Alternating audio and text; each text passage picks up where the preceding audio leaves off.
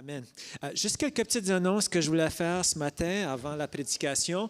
Tout d'abord, pour Vendredi Saint, nous sommes tous invités à se joindre au Carrefour chrétien des Mascoutins à Saint-Hyacinthe pour un ralliement de Vendredi Saint. OK? Donc, c'est à 19h et c'est le pasteur Kevin Amédée, qui est le pasteur de l'Église Gospel Vie, qui va apporter la prédication. Donc, je vous invite vraiment d'y participer en grand nombre. Voilà. Et puis, il y a aussi une retraite des femmes qui s'en vient.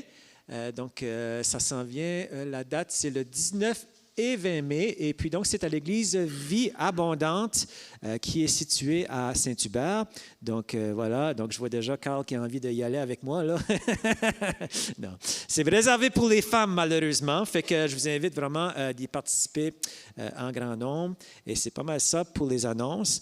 Et puis, voilà. Donc, ce matin, on est vraiment privilégié d'avoir Christian qui va partager la parole de Dieu. Fait que, donc, je vais l'inviter à s'avancer. Est-ce qu'on peut lui donner une bonne main d'applaudissements? Merci. Je finirai pas ton eau. Ah. Tu me laisses-tu ton portefeuille aussi? Ah, ben, si non? Tu veux, il n'y a pas grand-chose. Il n'y a pas grand-chose. Bonjour à tous. Bonjour. Moi, j'ai aimé ça, David, qu'il n'y a pas de musique pendant qu'on prie. Je m'entendais prier à ce moment-là. Mais c'est vrai, des fois, j'ai déjà assisté, tu sais, il y a une dynamique des fois, puis la musique, puis là, ils sont dedans, puis là, tu essaies de prier, puis la personne, tu cries, puis pas sûr que la personne, le Seigneur comprend, par exemple. C'est vrai que... Mais j'ai apprécié ça. Vraiment. Merci beaucoup.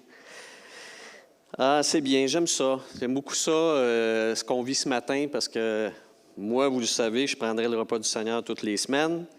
Puis pourquoi pas prier pour nous tous, les uns les autres, toutes les semaines aussi. Je pense que c'est des éléments qui sont des bénédictions dans les temps, les moments de célébration qu'on a ensemble. Après tout, hein, c'est le seul temps où on se voit ensemble, là. C'est le temps d'en profiter, comme disait l'autre. On peut baisser le son un petit peu de mon micro, merci beaucoup.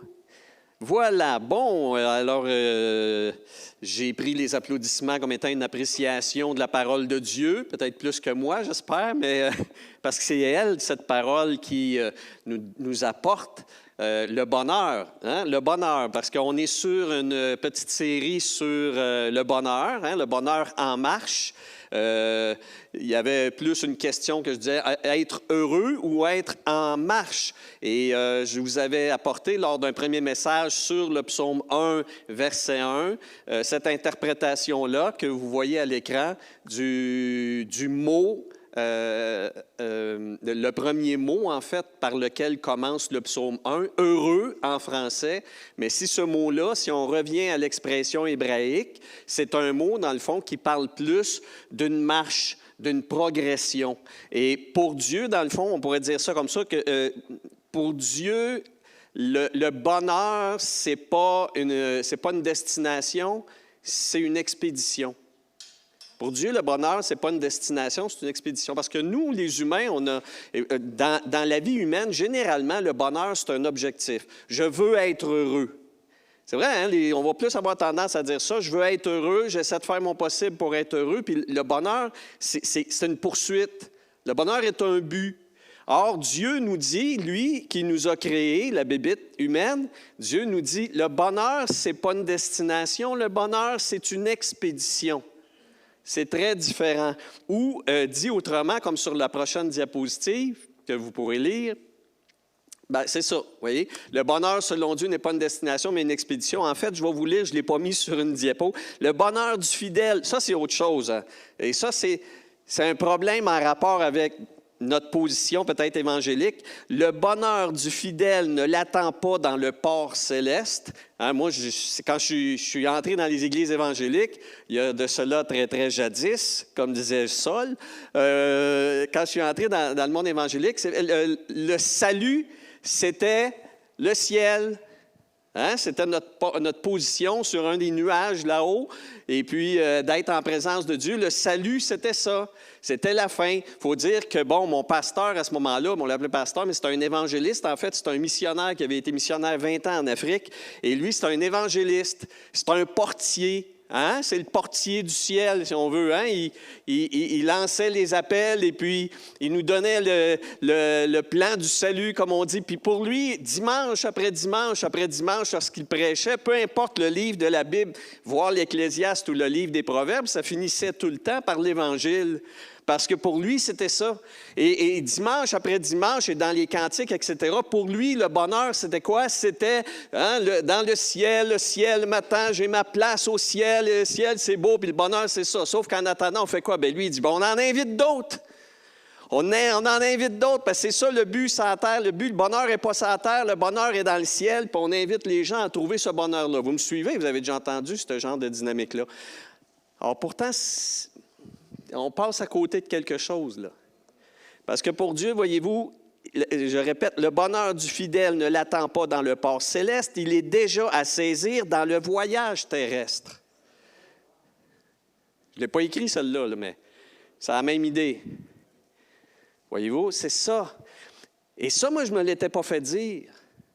À ses débuts de la foi, évidemment, comme je vous dis, ça va de soi quand tu as un pur évangéliste comme premier enseignant dans ta vie chrétienne, bien lui, tout ce qu'il va te parler, c'est de la porte d'entrée. C'est son ministère.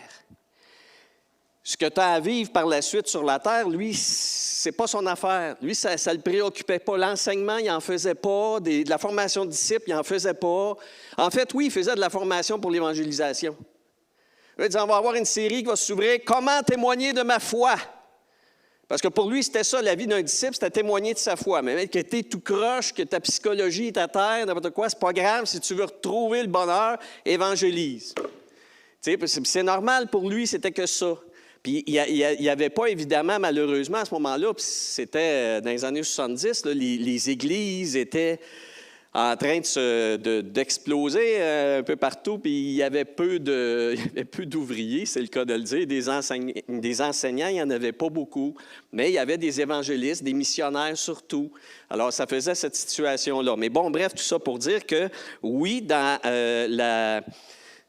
dans les premiers sursauts du réveil évangélique, on pourrait appeler ça comme ça, à partir des années 70 puis un peu 80, là, où les églises on a beaucoup été axés, on a beaucoup mis l'accent sur cet élément-là. C'est aussi, je vous dirais également, que quand tu regardes les anciens cantiques là, qu'on chantait sur les ailes de la foi, si vous avez déjà connu ça, ou les autres, c'est vrai que quand tu regardes ces cantiques-là, il y a beaucoup d'éléments qui sont axés sur le ciel. Mais quand tu regardes à quelle époque ces cantiques-là ont été écrits. Ils ont été écrits souvent, quand tu regardes les dates, c'est fin des années 1800, début des années 1900, en pleine guerre.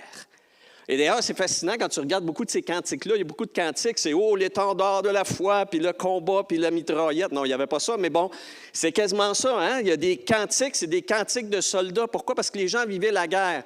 Et c'est clair que quand tu vis cette misère-là, ce danger-là, puis que la mort est toujours dans ta face, la seule chose qui peut te consoler, c'est de dire, quand elle va arriver, quand mon tour viendra, une chose, je sais, c'est que je vais être avec mon Sauveur. Amen? Bon, mais ça, c'est dans des perspectives de vie sociale qui sont toujours à la limite. Comprenez-vous?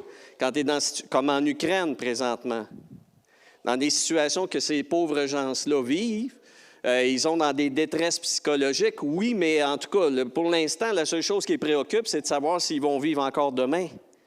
Et dans des contextes comme ceux-là, évidemment, disons que ta présence avec le Seigneur, ça devient effectivement ta lumière. C'est-à-dire, peu importe ce qui arrive, si je perds tout, si je perds ma vie en plus, je sais que j'ai mon bien suprême en lui. Mais bon, il faudrait revenir à un contexte, disons, plus général, et Dieu a décidé de nous parler du bonheur en premier lieu. Psaume 1, puis son fils était d'accord. Jésus, premier sermon, il parle de quoi? Heureux! Il a dit la même chose. Jésus se préoccupe qu'on comprenne comme il faut c'est quoi le bonheur, quel est le bonheur, c'est quoi l'objectif du bonheur. Et il y a un écho parfait entre le psaume 1 inspiré par Dieu et le premier sermon que Jésus va faire publiquement. Bon, pour continuer et terminer avec le rappel du premier message, parce que dans le fond, c'est un peu ça que je fais, on a dans le verset 1 les faux pas à ne pas commettre. Si on veut être en progression, parce que c'est une façon de traduire heureux, dans le fond, d'être en processus de marche et de croissance. Alors, on voit dans la prochaine image, il y a 3 faux pas qu'il faut éviter. Il y a 3 mauvais conseils qu'il faut éviter. Et le premier, c'est les rachaïm. Donc, si on regarde le psaume 1, je vais me le mettre sous les yeux là, pour me rappeler. Donc, heureux l'homme qui ne suit pas le conseil des méchants. Et les méchants, c'est traduit plus textuellement, les fautifs. Rachaïm, c'est donc, ils fautent parce qu'ils ne savent pas. Ils ne connaissent pas la volonté de Dieu et la vérité de Dieu. Heureux celui qui n'est pas à l'écoute de personnes qui ne connaissent même pas ce que Dieu désire. Vous me suivez? Ce que Dieu veut. Si ces gens-là sont fautifs, c'est parce qu'ils savent. Moi, c'est comme en français, quand les enfants faisaient des fautes puis que je les corrigeais en tant que prof de français, je ne peux pas leur en vouloir. S'ils écrivent tout croche, c'est parce qu'ils ne savent pas comment écrire comme il faut. Vous me suivez? Alors, ça ne me sert à rien de les chicaner. Ce qu'on ignore, on ignore. Et puis, c'est la même chose. Donc, Dieu dit, la première chose qu'il faut éviter si on veut être en progression, c'est de ne pas ajuster notre style de vie à celui des gens qui ne connaissent pas la volonté de Dieu. C'est bon? Donc, mon esprit doit être animé par ce que Dieu veut. Puis, je n'irai pas trouver conseil chez ceux qui ne la connaissent pas, qui ne lisent pas leur Bible. Deuxième élément, après les rachaïm, c'est les chataïm. Et les chataïm, eux, c'est les pécheurs, qu'on pourrait dire plus textuellement. C'est ceux qui ratent les buts de Dieu parce que carrément, ils refusent de les atteindre. Donc, il y a une intention. Voyez-vous? Le premier, là, ceux que dans la Bible française, on dit les méchants, en fait, donc c'est plus des fautifs. Et les deuxièmes, ceux que ma Bible traduit ici en français, second 21, qui ne s'arrêtent pas sur la voie des pécheurs. Bien, c'est quoi un pécheur? C'est quelqu'un qui ne veut pas faire la volonté de Dieu. Ce n'est pas seulement qu'il l'ignore, mais en tout cas, s'il l'ignore, il l'ignore intentionnellement. C'est volontaire. Et là, c'est quoi qu'on adresse quoi? On n'adresse pas l'esprit, on adresse le cœur. C'est la volonté, c'est le refus. Je ne mettrai pas Dieu dans mes valeurs, je ne mettrai pas Dieu dans mes objectifs de vie. Ça ne m'intéresse pas. La Bible, c'est de la bouillie pour les chats et puis tout ça, puis je ne veux rien savoir. Donc, Dieu dit, il ne faut pas que tu suives ces gens-là, il ne faut pas que tu sois avec eux, il ne faut pas que tu t'arrêtes avec ce monde-là parce qu'ils sont en arrêt total. Ils ne peuvent pas être en progression. Alors ça, ce n'est pas bon non plus. Et enfin, le dernier élément, c'est les letdim. Ici, il est dit en français qui ne s'arrête pas en compagnie des moqueurs, qui ne s'assied pas en compagnie des moqueurs. Les moqueurs, letdim, en fait, c'est ceux qui commandent, jugent sans jamais agir. C'est des grands parleurs, petits faiseurs. C'est ça. C'est des commentateurs. Blablabla, ils ont un commentaire sur tout. Ils pourraient te parler de la Bible. J'ai déjà côtoyé du monde comme ça, moi, qui est très intelligent même à discuter de la parole de Dieu. Ils ont même fait des cours en théologie. Certains d'entre eux, j'en ai vu. Ils ont étudié la Bible, pouvaient me lire l'hébreu, etc. Mais pour eux, ce n'était pas la parole de Dieu. C'est un livre intellectuel. On peut en jaser. On pourrait parler aussi des livres de la foi hindoue. On pourrait aussi parler du Coran si ça s'intéresse. C'est des commentateurs.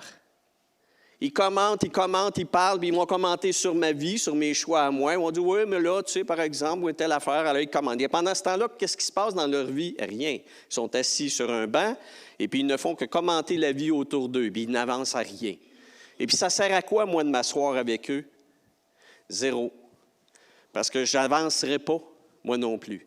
De chercher à convaincre des personnes qui ont une opinion sur tout et surtout qui ne se fient qu'à leur propre opinion, ça n'avance à rien. Et Dieu nous dit, si tu veux progresser dans la vie, perds pas de temps avec ces personnes-là, même si elles sont extrêmement intelligentes et érudites.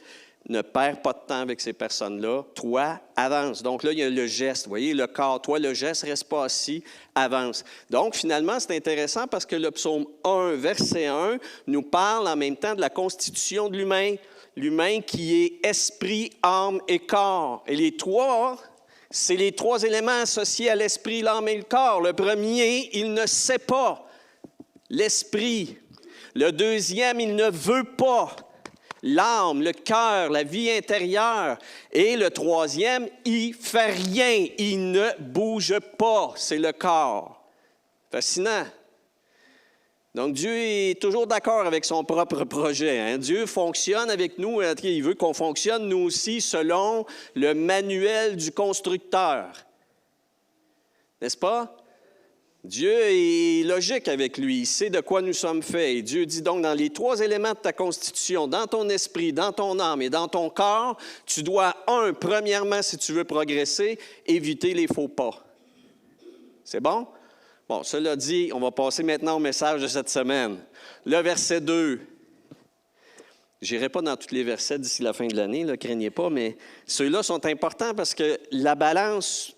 Dans le verset 3, oui, mais la balance, dans le fond, ce ne sont que les conséquences de ces deux versets-là d'entrée. C'est tout. Si on saisit le verset 1, verset 2 du psaume 1, on est parti dans la vie. Voyez-vous, c'est extraordinaire. C'est pour ça que le psaume 1, il est le premier. C'est pour ça. Bon, voilà, je vais tourner mes pages, je ne les tourne pas tout seul.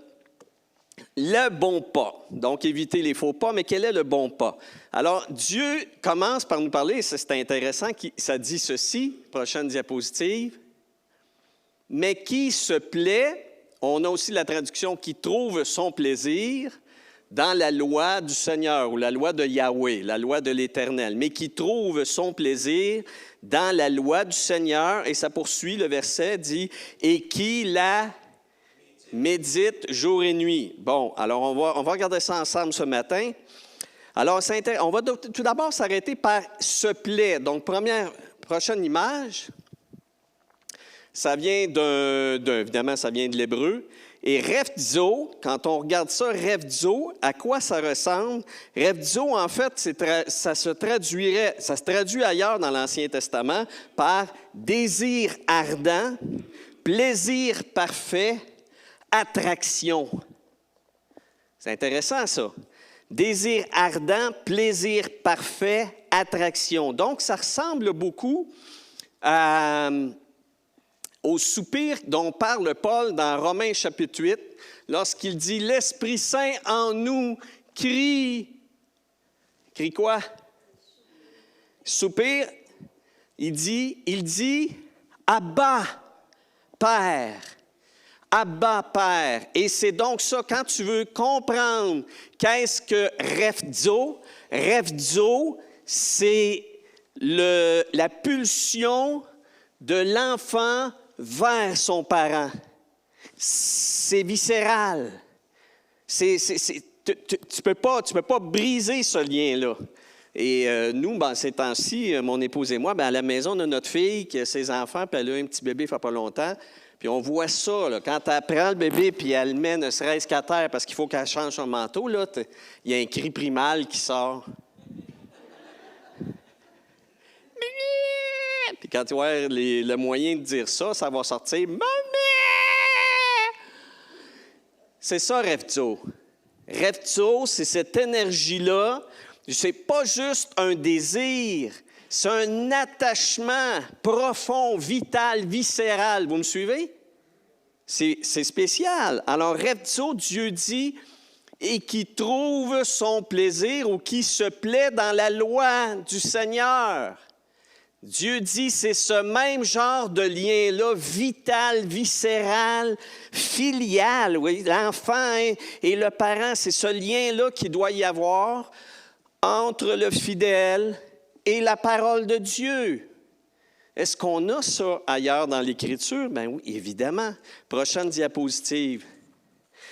Alors, dans la parole, on trouve ce texte magnifique de Pierre qui entre autres choses, dit ceci, « Désirez ardemment le lait de la parole. » Mais le passage au complet, il faut que je vous le lise parce qu'on va ensuite trouver des applications. Donc, ça, c'est dans 1 Pierre, chapitre 1. Je vais commencer au verset 23. Là, c'est pas moi qui ai fait les coupures dans les passages de la Bible. Hein. Il y a quelqu'un qui un jour a décidé, bon, chapitre 1 s'arrête là, chapitre 2 s'arrête là. C'est pas l'auteur originel là, qui a fait les coupures. Mais bon, moi, je vois ça, quand je vois cette portion-là où il est question du lait maternel, etc., ça commence avant le chapitre 2, ça commence à la fin du chapitre précédent, le chapitre 1. Je vous lis, donc à compter du verset 23, du chapitre 1 d'1 Pierre.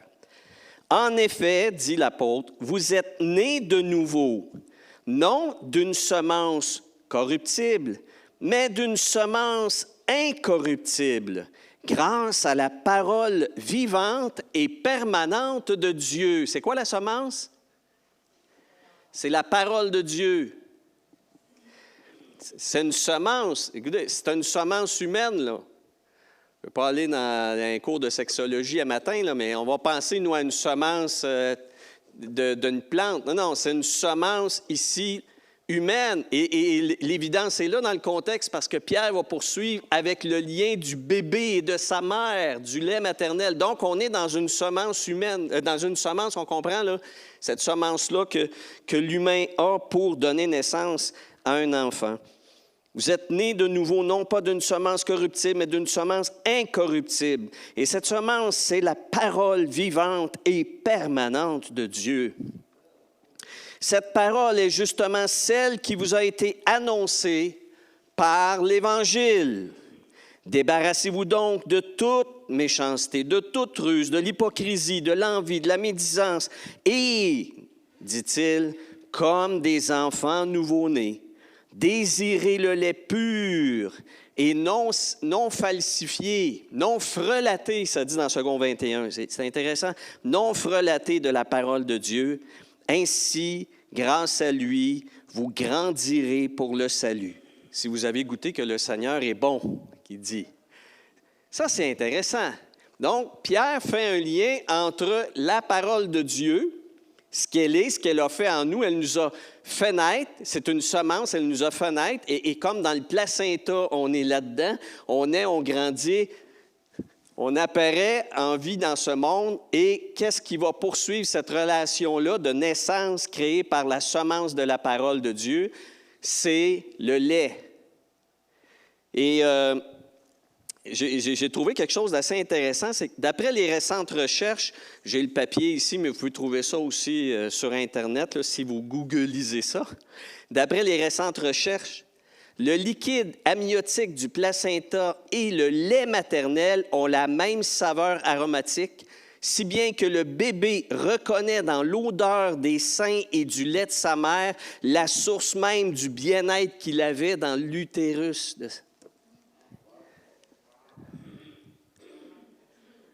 C'est la même odeur, c'est la même saveur. Et l'enfant, lorsqu'il naît, tu vas le mettre sur le sein de sa mère, là, sur le ventre, il va aller chercher le sein. Puis savez-vous pourquoi il va le chercher? Pas parce qu'il le voit, parce qu'il le sent. Et le lait goûte ce que ça goûtait dans le placenta.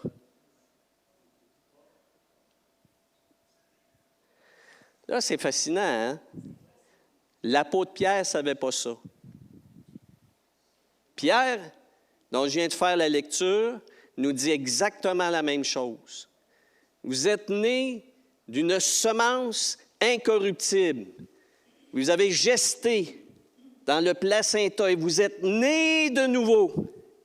Et maintenant, comme des enfants nouveau-nés, désirez finalement cette même chose qui vous a donné vie, qui est la parole de Dieu.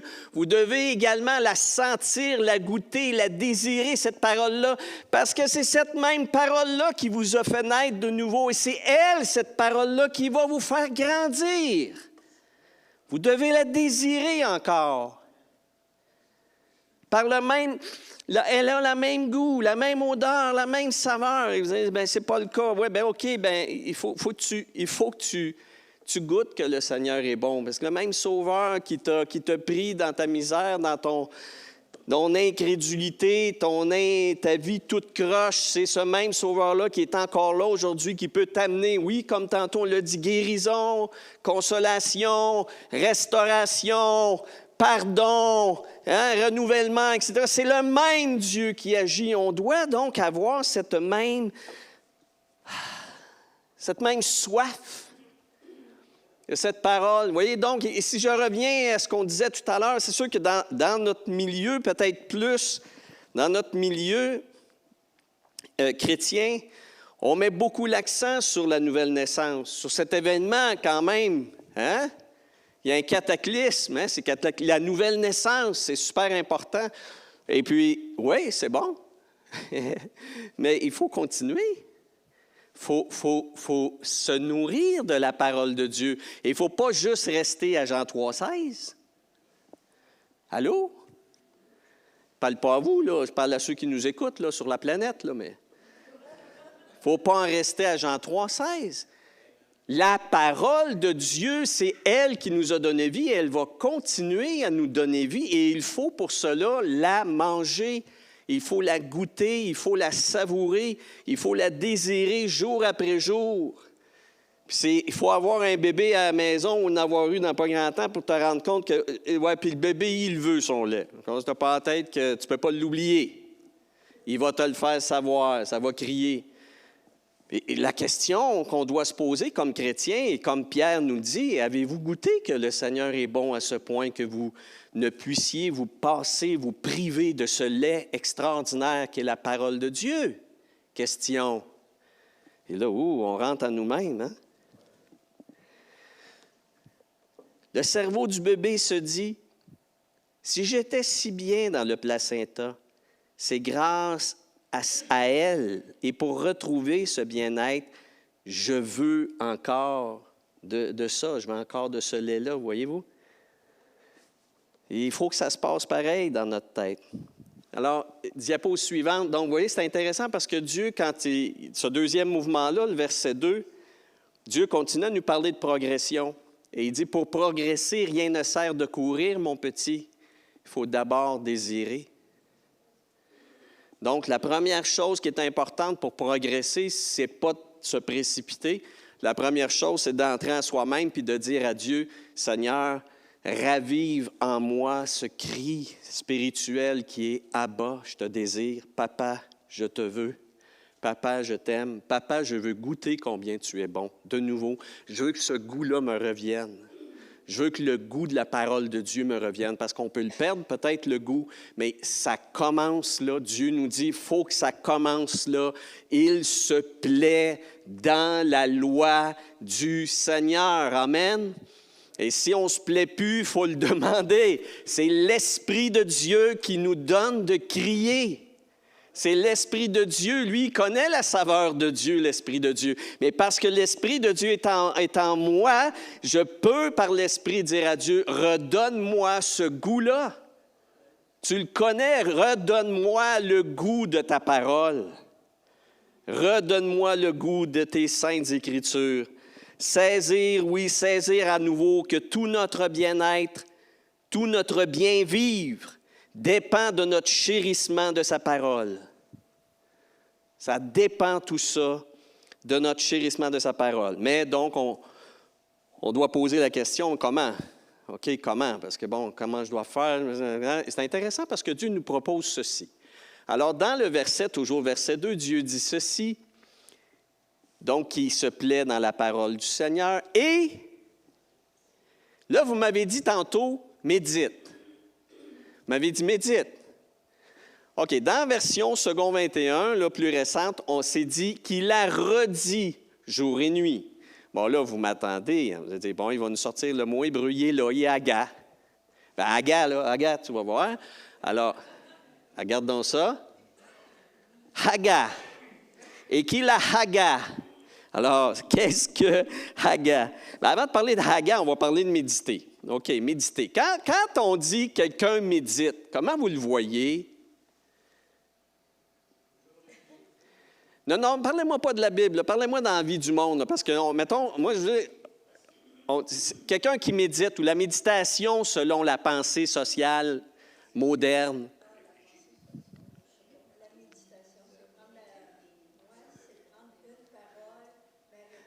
Oui. Il ne faut pas donner la réponse tout de suite, là. C'est trop vite, là. C'est important ce que je pose comme question, parce que quand on dit à des chrétiens, quand on entend il faut méditer la parole de Dieu, nous, on est des bébites de 2023, là. On n'est pas des bébites de il y a 3000 ans avant Jésus-Christ, là. 1000 ans, pas 3000, exagère pas, Christian. Mais cette parole-là, c'est 1000 ans avant Jésus. Ça fait 3000 ans qu'elle a été dite.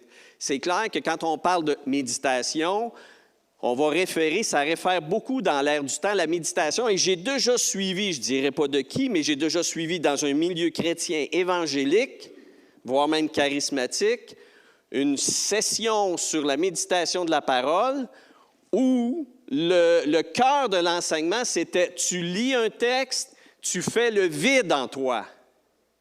Tu fais le vide, tu lis le texte, puis t'attends, l'Esprit Saint va attends, fais le vide, pense plus à rien. Et je suis désolé de vous dire ceci, ça c'est hindou. Là, on est dans le bouddhisme, là. On est dans l'hindouisme. On est dans la pensée moderne de la méditation qui fait le vide. Fais le vide. Puis c'est vrai, des fois, il y a des chrétiens, s'ils étaient sincères puis ils voulaient me jaser ce matin, ils diraient, moi aussi, quand des fois je lis un passage de la parole, ça fait pas mal le vide. Parce que je ne comprends rien. Hein? Bon, soyons francs, là, on ne comprend pas grand-chose. Moi, la première fois que j'ai lu la Bible, c'était un défi, hein, on t'a tout animé, puis ça, c'était dans l'ère spirituelle de l'époque, que je regrette beaucoup. On lisait toutes nos Bibles. Moi, j'étais jeune adulte, OK, 18, 19, 20 ans, etc. Là. On barbouillait nos Bibles. Écoute, là, les Bibles devenaient ça d'épaisse. On avait acheté ça d'épais, la doublette grosseur, là, tellement on lisait notre Bible à toutes les années, d'un couvercle à l'autre. Je ne sais pas si vous avez déjà fait ça. Là. Moi, je suis venu au Seigneur dans les années fin 70. Là. Tous les chrétiens, on lisait notre Bible d'un couvercle à l'autre. Puis moi, j'avais, comme tout adolescent, ou en tout cas jeune adulte, la mauvaise habitude de faire ça le soir avant de me coucher. Je m'endormais dessus souvent, je me réveillais, puis je me fouettais. Puis là, il fallait que je finisse. Ça pouvait prendre 1 heure, 2 heures avant de finir de lire mes 4 chapitres, là, mais là, j'étais content, je me dormais. Là. J'arrivais en retard à l'école le lendemain, au cégep. Mais bon, tu sais, c'était un peu l'idée. Mais au moins, on se disait, mais évidemment, est-ce que je comprenais beaucoup ce que je lisais?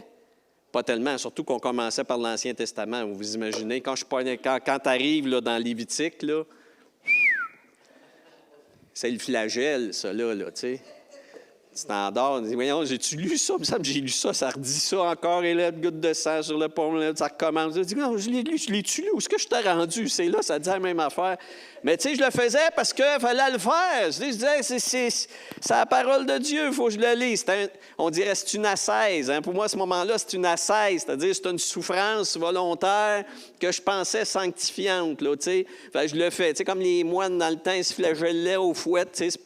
Je me fais mal, Dieu doit aimer ça, je ne sais pas. C'était un peu de même, tu sais. Je lisais ma Bible, on lisait notre Bible, on ne comprenait pas grand-chose. On était tous des jeunes. Moi, j'avais quand même, j'étais issu d'un milieu catholique pratiquant. Je suivais quand même. Je dis, j'avais fait ma catéchèse, OK? Non, mais c'est vrai, mais ça m'aidait. Moi, je suis rentré dans l'Église évangélique, puis j'arrivais à suivre, je comprenais les contextes, je comprenais les évangiles, les affaires comme ça. Il y avait des différences, on s'entend, d'interprétation par rapport au salut, mais à part de ça, il y avait quand même cette culture-là que j'avais du christianisme. Mais j'avais plein de copains au cégep qu'on amenait au Seigneur puis qu'on amenait à l'Église après. Écoute, c'est comme si on les débarquait sur la planète Mars, là. C'est comme... On disait, il faut que tu lises ta Bible. On lui achetait une Bible. Écoute, on était tellement bien intentionnés. Puis on disait, lis ta Bible, lis ta Bible. Tu sais, une Bible au complet, ça commence par Genèse, puis après ça, l'Exode, puis ça y est, après ça, c'est les livres de souffrance, là, tu sais. C'est comme... écoute, là, ça tombait comme des mouches, là. Ça ne suivait plus pantoute. Pauvres eux autres. Alors, il y a un manque de sagesse, évidemment. Bon, je vous dirais ici, juste pour faire une parenthèse, c'est pas dans mon message, là, mais... C'est normal qu'on ne comprenne pas. On n'est pas tous appelés à l'enseignement, comprenez-vous? Et ce qu'il fallait à ce moment-là, c'était d'activer, mais je l'ai dit, cette première église-là était constituée par un évangéliste missionnaire. C'était un portier, lui, c'était pas un enseignant, un éducateur. Là. Tu sais, lui, en fait, lui, il faisait de l'obstétrique. Hein? Bon, c'est tout, là. Hein? Tu vas à l'hôpital, il y a une place, ça s'appelle le catcher. Là. Tu sais, c'est comme... Ils reçoivent les enfants. Ils disent, plouf, OK, suivant. Non, c'est pas de même, mais bon, en tout cas. Mais ils font pas d'éducation, c'est pas une école, c'est de l'obstétrique. Notre église, nous autres, c'était de l'obstétrique. Il y avait beaucoup de conversions. Ils suivaient pendant un laps de temps entre 3 mois et maximum 2 ans. Puis après ça, c'est quasiment comme l'église, c'était renouvelé tout le temps, là, tu sais. Parce qu'ils sortaient au bout d'un certain temps, parce qu'il n'y avait pas de croissance spirituelle. Il n'y avait pas de croissance spirituelle. Il nous manquait de l'enseignement. Donc, on pouvait lire, relire, trouver l'Évangile dans tous les versets de la Bible, mais ça ne te fait pas croître dans ta foi. Qu'est-ce que ça prend? C'est de l'enseignement aussi. Mais pas juste l'enseignement. Moi, je suis déjà allé après ça dans la suite dans une église où c'était pratiquement un docteur qui enseignait. Là. C'était comme, wow! Quand ça te tente, c'est correct, tu suis. Mais autrement, c'est vrai que des fois, tu peux tomber dans les bras de Morphée un peu, mais tout dépendant. C'est vrai, là, parce que là, à un moment donné, c'est lourd. Là, ça devient lourd là, si c'est juste ça. On se suit-tu, là? L'équilibre. Ça prend l'équilibre. Donc, si vous dites, bien, je lis, mais je ne comprends pas, mais mettez-vous à l'école des fois d'un livre. Un livre de méditation ou un suivi web ou quoi que ce soit. Mais lisez votre Bible. Faites pas juste manger de la digestion d'un autre. Là. Lisez votre parole, puis allez chercher le commentaire si vous ne savez pas trouver. Comprenez-vous? Trouvez-vous un enseignant disponible via le web ou via un livre, mais étudiez la parole, mangez la parole de Dieu. Il faut être capable de se dire, au début d'une année, cette année, je pars dans quelque chose et je sais qu'à la fin de l'année, dans 365 jours, je vais être moins ignorant que je l'étais au début. Vous devez vous engager à ça. Un bébé, lui, il n'a pas le choix. Quand vous étiez petit, vous n'aviez pas à vous dire à votre anniversaire de 2 ans, « L'année prochaine, je vais être plus grand. » Ça vient tout seul. La physionomie, la morphologie, tout va, ça grandit parce qu'on mange régulièrement. Mais spirituellement, il faut que ce soit la même chose, sauf que ça marche avec le volontariat. Il faut que tu veuilles la parole, mais il faut que tu le fasses sérieux, là.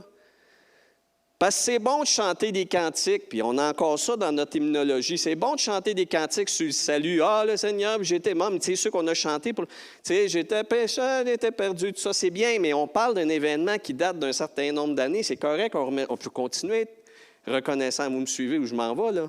Mais si tu n'as rien que ça à raconter et à chanter dans ta vie chrétienne, ça ne va pas bien.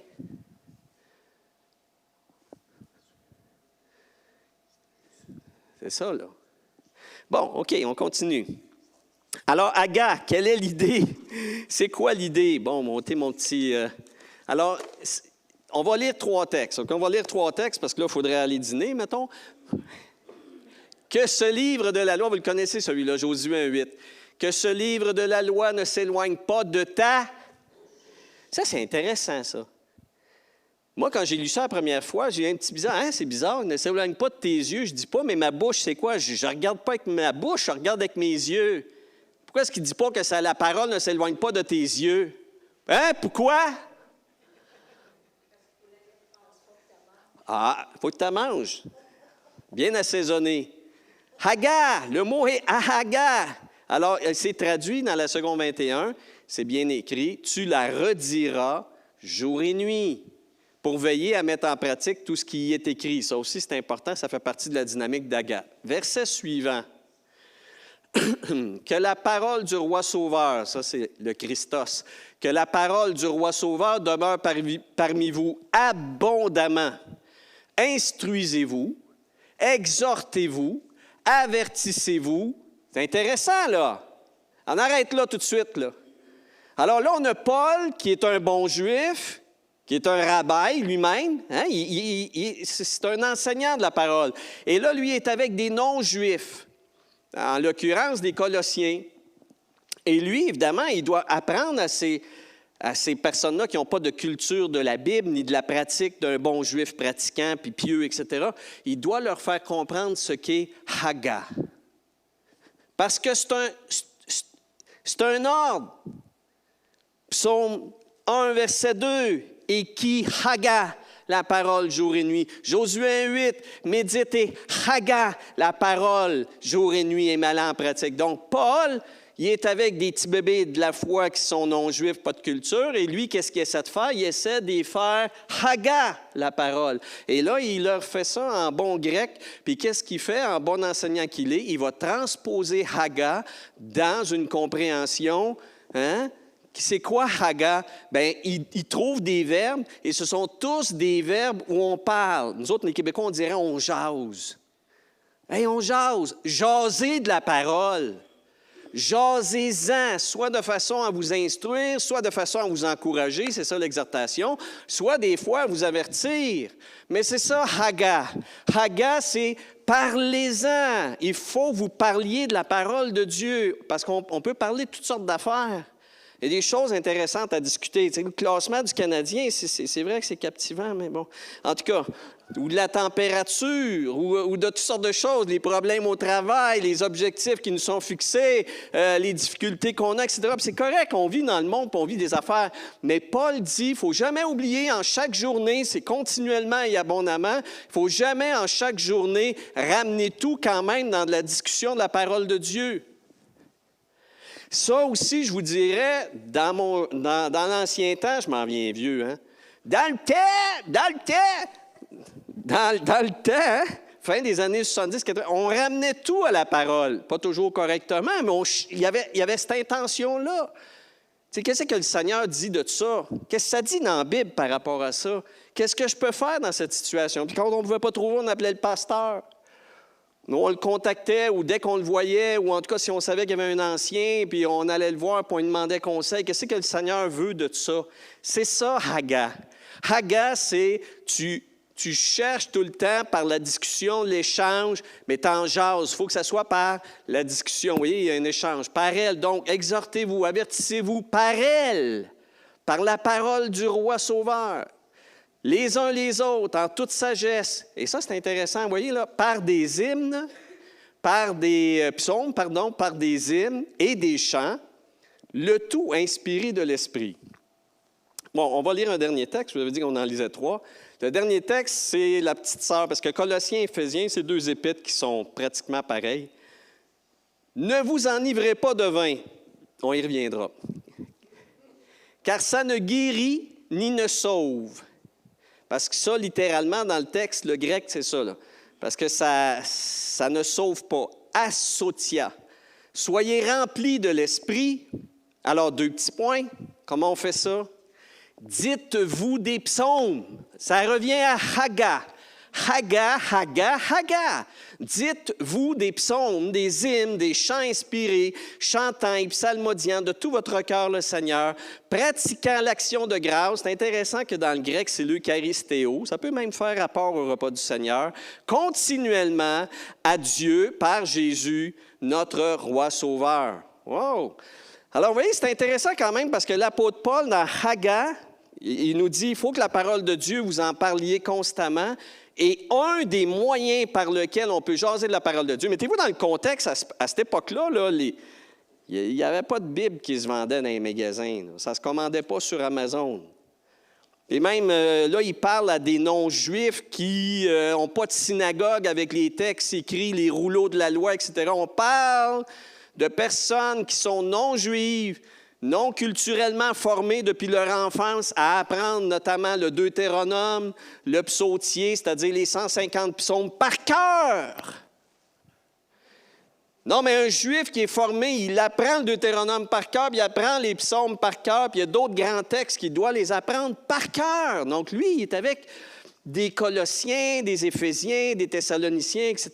Ce n'est pas des gens qui ont une culture. Alors, il leur trouve des solutions. Et c'est intéressant, Paul pointe la musique.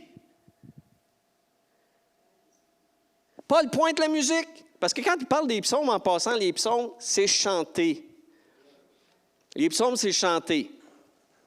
Dans l'histoire chrétienne, il y a eu d'ailleurs ce qu'on appelle un psautier. Avez-vous déjà entendu parler? Dans les églises réformées, là, on monte là, à 1600, là, tout ça, là. C'est un bout, là. Après la Réforme, ils ont traduit les psaumes, les 150 psaumes qui étaient dans les langues originelles, là, grec, hébreu, pardon. Ils les ont traduits en allemand, notamment. La Réforme a commencé, Martin Luther, en Allemagne. Puis ensuite, ça s'est transféré en Suisse, dans le monde francophone.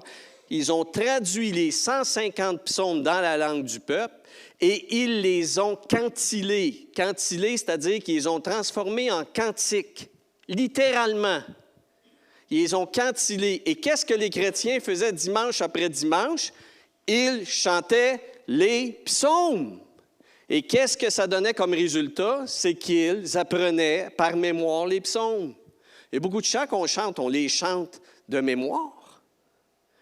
On les chante de mémoire. Moi, c'est bizarre. Les ailes de la foi, là, qu'on chantait à l'église évangélique où j'étais, à Saint-Jérôme, en 1978, 79, 80, etc., là, puis qu'après, à l'école biblique, là, qu'on chantait, c'est... Écoute, là, je suis encore dans ma douche le matin, puis quand ça part tout seul à chanter, qu'est-ce que je chante, tu penses? Je chante les ailes de la foi, puis des cantiques écrits là, avec des paroles là, que tu ne lis pas dans la presse. Là. C'est des textes assez denses, c'est complexe, c'est du français châtié, là, c'est du français recherché, c'est écrit par des auteurs, et puis c'est profond. Puis écoute, c'est des cantiques, ça me revient et ça m'exhorte. Ça m'exhorte. Comme j'oserais des fois le dire, certains, peut-être chants plus récents, ne m'exhortent pas tant que ça. Oui, ils m'encouragent, ils me bénissent, mais quand tu arrives avec des textes qui sont, pour moi, je vais vous parler pour moi, là, qui sont éducativement, chrétiennement, théologiquement assez justes, assez droits, mais assez denses, assez profonds, wow, tu chantes ces cantiques-là et c'est un message en entier là, qui te pénètre. Et bon, ça, c'est une bonne chose. C'est ce que Paul cite notamment, vous voyez, des chants inspirés, des hymnes. Mais il parle donc des psaumes. Alors ça, c'est quelque chose qui nous manque beaucoup. Parce que si on savait par cœur les psaumes, les 150 psaumes, il y a bien des thérapeutes qui perdraient leur job. Vraiment, vraiment. Parce que, écoute, c'est un livre, les psaumes, qui s'adresse à toute la structure de l'être humain. Je vous l'ai dit tantôt, psaume 1, Dieu dit, « Moi, je vais m'adresser, je veux que tu t'adresses dans ta vie à ton esprit, à ton âme et à ton corps. » Puis, gars, ça commence, c'est l'introduction, psaume 1, verset 1. Voici le but, l'intention de ce livre, des psaumes. Et il faudrait qu'on les apprenne. Moi, j'aimerais bien ça, les apprendre les 150 psaumes, mais sauf que apprendre ça comme ça, je vous garantis que si on les chantait, c'est un projet, ça, je ne sais pas, mais ce serait quelque chose. J'ai trouvé également, je parlais de recherche tantôt sur les bébés, il y a des recherches récentes qui ont été faites dans les dernières 15 années sur le lien entre la musique et la mémoire. Ils ont observé chez les musiciens une plus forte concentration de neurones dans l'hippocampe, région des processus de mémorisation. C'est intéressant. Les musiciens, les chanteurs, juste par la force du chant, agrandissent le potentiel de la mémoire. C'est fascinant.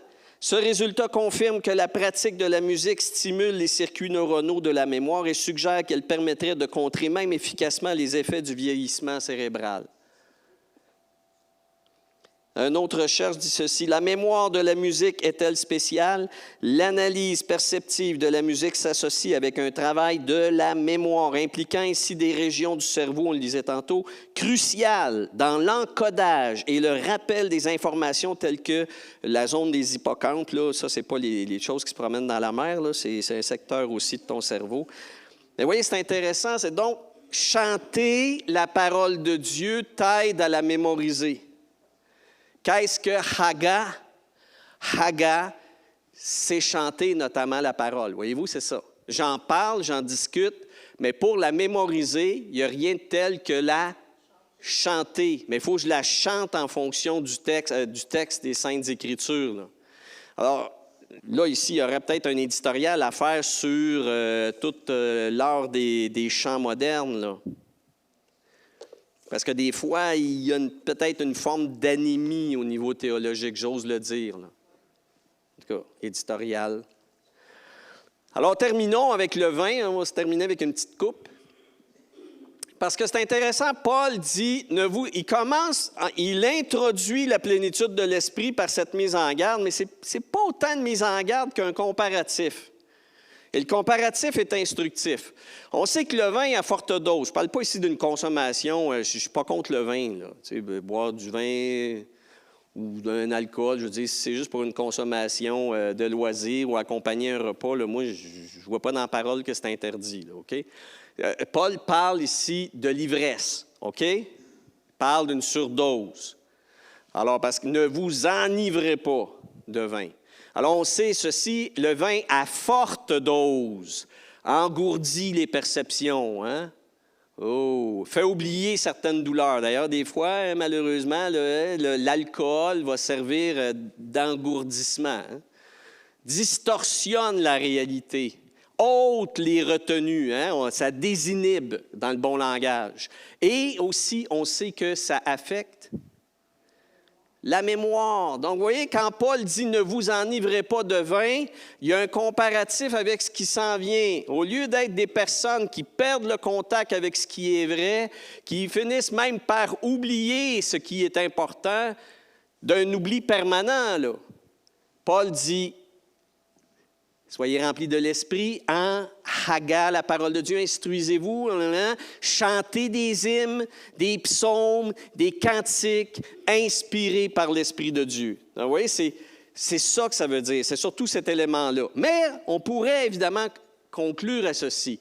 Engourdir les perceptions, faire oublier les douleurs, distorsionner la réalité, ôter nos retenues, affecter notre mémoire. Combien d'autres distractions ou fausses solutions, selon nos besoins, nuisent également à la progression de notre foi? L'enivrement n'est pas seulement dans l'alcool, il peut être dans la télévision. L'enivrement peut être dans les réseaux sociaux. L'enivrement peut être dans n'importe quel appareillage ou activité, quand on est fan d'une affaire qui nous enivre. Ça nous déconnecte. Et à ce moment-là, on n'est pas disponible à la plénitude de l'Esprit de Dieu. Vous me suivez? Donc, c'est pour ça que c'est important de comprendre que quand Paul dit « ne vous enivrez pas de vin », ce n'est pas pour simplement fixer notre attention sur la divine boisson. Ce n'est pas juste pour dire « ah ouais, ben OK, on ne touche plus à l'alcool, puis l'affaire est ketchup ». Dans certains États américains, c'est cette pensée-là de piété facile. C'est ça, je ne touche pas au vin. Mais la porno, il n'y a pas de problème. Mais les mitraillettes, c'est pas grave. Et ainsi de suite. On se suit, là, hein? Une sainteté de simplicité. Moi, j'avais côtoyé dans les premières années de ma foi chrétienne, quand on était allé justement à l'église de notre cher pasteur évangéliste, il y avait une dame dans cette église-là, elle, quand elle voyait, puis nous, on était tous des jeunes de 18 ans, 19 ans, tu sais, qui arrivaient dans cette église-là, puis il y avait cette dame-là qui avait, en tout cas, un âge certain, puis elle, c'était pas là, elle venait nous voir, là, puis elle avait la liste des ne pas. Parce que pour elle, c'est bizarre, la sainteté s'expliquait par le refus de porter un jeans maintenant. Ça, là, c'est pas selon l'honneur de Dieu. Tu ne peux plus venir à l'église à marcher de même. Et puis, tu peux plus faire ça. Tu ne peux plus toucher à l'alcool. Puis, tu ne peux plus ci. Puis, tu ne peux plus ça. Puis, le pupu. Le petit pupu. Il y avait bien des petits pupus. Puis, écoute, ça, c'est intéressant. Hein? Ça te donne le goût d'avancer dans la foi. Mais, tu sais, c'est une vision simpliste. C'est une vision simpliste de la plénitude du Saint-Esprit, de penser comme ça parce que je vais me priver de vin, je vais me priver de ci, je vais me priver de ça, l'affaire est ketchup, je suis correct, je suis saint. Non, c'est plus relationnel que ça avec Dieu. Puis on voit là où ce que Dieu quand même veut nous amener dans le désir qu'on a de lui, de sa parole, etc., puis dans la libération de toute forme d'esclavage, de toute façon. L'esclavage peut être par rapport à ça, mais peut être par rapport à ceci ou à cela. Il faut être libre pour Dieu, puis il faut avoir l'esprit libre, évidemment, on le comprend. Donc, enfin, en progression, on termine avec cela, et c'est vrai, c'est la dernière diapositive. L'heureux de Dieu n'est pas en tension pour assouvir sa satisfaction. Ça, c'est le monde de nos jours, là. On y a toujours quelque chose qui nous manque, hein? C'est pour ça que les promenades Saint-Bruno sont pleines. Il y a tout le temps de quoi qui nous manque. Puis Amazon, ça marche au bout. Tu sais, tout le temps quelque chose, on a de quoi, et ça prend une autre affaire, puis il manque tout le temps. On est comme ça, la bébête humaine est toujours dans une tension avec ce qui lui manque. Et l'heureux de Dieu, lui, il est plutôt dans l'appréciation des ressources divines pour chaque situation. On se comprend là, ici, là. Quand on a compris le verset 1, le verset 2, qu'on sait que c'est quoi se plaire. Haga, papa, j'ai soif de toi. Et Haga, je prends ta parole, je la partage, j'échange, je questionne. Et puis, j'essaie de comprendre, puis je mémorise la parole aussi. Puis si c'est en chanson, tant mieux. Mais de faire un effort là-dessus, d'apprendre la parole de Dieu pour qu'elle puisse me suivre. Ou en tout cas, de bons cantiques qui sont conformes aux exhortations bibliques. Puis que comme ça, je peux traîner avec moi tout le temps au travail et partout. La parole de Dieu qui est mon lait à moi. J'ai besoin de ça. Alors, oui, Seigneur, on veut être heureux de cette façon-là. Amen. Amen. Levons-nous. Levez-vous, s'il vous plaît. On va prier ensemble en terminant.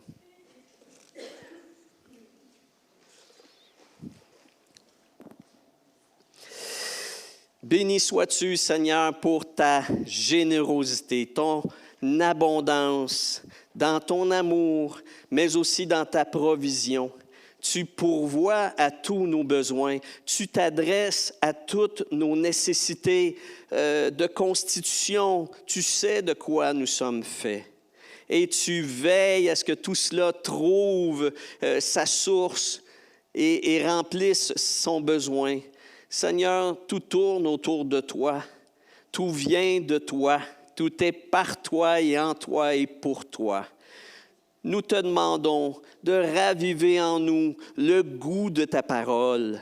Ravive en nous ce plaisir de l'enfant qui ne peut vivre autrement que de vivre par ce lait vital, ce lait de croissance. Seigneur, que nous soyons ravivés dans notre soif de ta volonté, de ta parole. Aide-nous aussi à trouver des façons de parler en rapport avec ta parole à tous les jours, soit par des chants, soit par la lecture, ou même l'audace d'apprendre et de mémoriser ta parole. Que ta parole nous suive à chaque jour.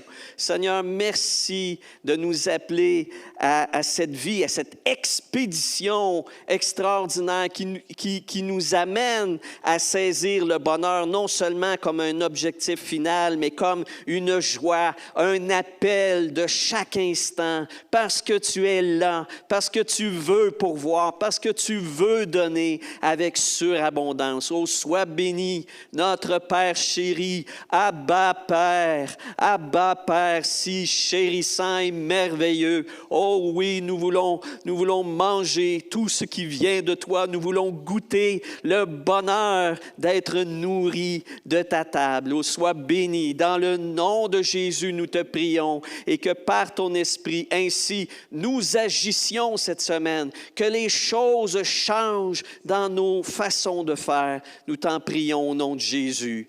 Amen. Amen et amen. Que Dieu soit béni. Alors, le Seigneur est avec nous. Amen. Soyez bénis, mes frères et sœurs.